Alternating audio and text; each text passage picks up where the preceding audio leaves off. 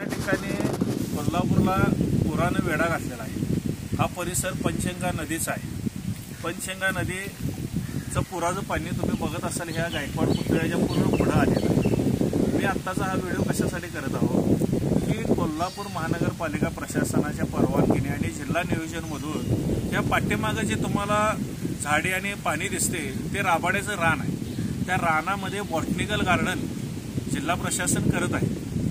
तर माझं एवढंच म्हणणं आहे की या बॉटनिकल गार्डनला 2.5 ते 3 कोटी रुपये या ठिकाणी आणलेला आहे। हा पैसा जनतेचा आहे। तुम्ही जागा जी निवडलेली आहे ही पूरबाधित जागा आहे। तुम्ही ह्या ठिकाणी 2 महिने झालं खर्च केलेला आहे याच बॉटनिकल गार्डनसाठी आणि आज हे पुरामध्ये गेलेला आहे। पैसा जनतेचा खर्च झालेला आहे, नुकसान जनतेचं झालेलं आहे, शासनाचं झालेलं नाही। पण तुम्ही जर खरोखरच बॉटनिकल गार्डन करणार असाल तर एक चांगली जागा निवडा आणि त्या ठिकाणी हे बॉटनिकल गार्डन तुम्ही करा।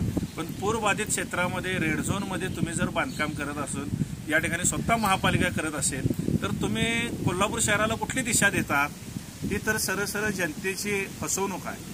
आमचं म्हणणं आहे विकास झाला पाहिजे, विकास निधी आला पाहिजे, पण तुम्ही योग्य ठिकाणी ते वापरला पाहिजे। तर माझं मत आहे की ह्या गार्डनला जो इथनं पुढे होणारा खर्च आहे तो दुसऱ्या जागेत तुम्ही करा आणि चांगलं गार्डन उभा करा, कारण हा पूर वारंवार येणार आहे।